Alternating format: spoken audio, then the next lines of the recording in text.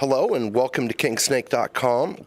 Today we're at the International Herp Symposium here in Nashville, Tennessee, and we've got a special guest. We've got Rom Whitaker all the way from India who's come to talk about crocodiles. Rom is in charge of the Madras Crocodile Bank. He's the founder.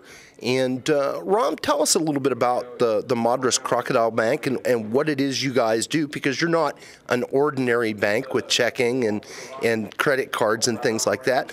Tell us about the Crocodile Bank. Well, as a matter of fact, we do get applicants for jobs over there saying, do you have any openings for an accountant at your bank? But in fact, we set it up, and the reason why we called it a bank at the beginning was because we figured it is actually, besides whatever it does in research and education and conservation, a gene bank for initially the 3 crocodilians in India, and now we've extended it or expanded it to encompass 14 of the 23 species of crocodilians in the world. I always consider the Croc Bank a base at which we get about 500,000 visitors a year. They pay a ticket to get in, and the ticket money goes to sustaining the place. It's self-supporting. It pays the wages, and it feeds the 2,500 animals that we have there. But the reason I say it's a base is because we do have a field station in the Andaman Islands, the remote islands over near Thailand, which belong to India. I have set up a field station, a rainforest research station in the state of Karnataka, our neighboring state on the west coast of India. We have a very dynamic and ongoing turtle conservation project supported by TSA up on the Chambal River, and now it's being expanded to include the gharial research, largely supported by the San Diego Zoological Society and contributors from Europe, the Danish crocodile farm, and I think it's much more important the kind of field work we're doing and the conservation work we're doing in the field. It's important that we have a base which gets a lot of publicity for us, because the Croc Bank is a place where it gets covered by media a lot, and we have TV crews coming there quite a bit, and quite a few articles and so forth are written about it. So that's the place where we, tell people all over the world what we're doing on these field projects, which are in usually fairly remote places and don't get much publicity. What are some of the things that are threatening crocodiles or crocodilians in India and around the world? Well, India specifically, we've lost a lot of the major habitat of crocodilians a long time ago. And there was a huge die-off period in the years around the 40s and 50s. It was almost universal around the world, where crocodilians were hammered in every part of the world for their skins. And then there was a slowdown, and then protective measures came in, interestingly, quite simultaneously around the 60s, when the alligators were recovering in the United States. And then shortly after that, in the early 70s, we had wildlife laws in India started protecting crocodilians.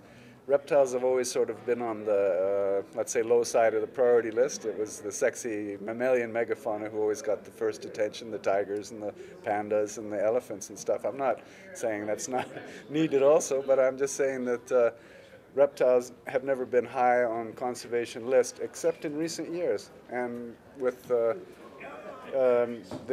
let's say I must say that even television shows have helped to bring reptiles into the realm of, not quite cuddly, but nonetheless very interesting and attractive animals. And that's the first sort of step toward gaining their acceptance and getting the kind of conservation support that reptiles need, to have programs of research and conservation and education. Now, gharials at one point were critically endangered. What's their status now? Well, I hate to say it, but they're back to critically endangered. When we first did our surveys in the early 1970s, we couldn't count any more than 200 gharial, and we estimated there might be 100 or more that we hadn't been able to count. But they were really in bad shape, and probably had dropped from a population which was in the thousands in the early part of the 1900s and maybe up to the 40s. And then with along with the, this sheer, just straight out killing for skins, there are crocs were hit at every level because local tribal people would collect eggs to eat. They make wonderful omelets and scrambled eggs, of course. And baby crocs would be killed and eaten as well.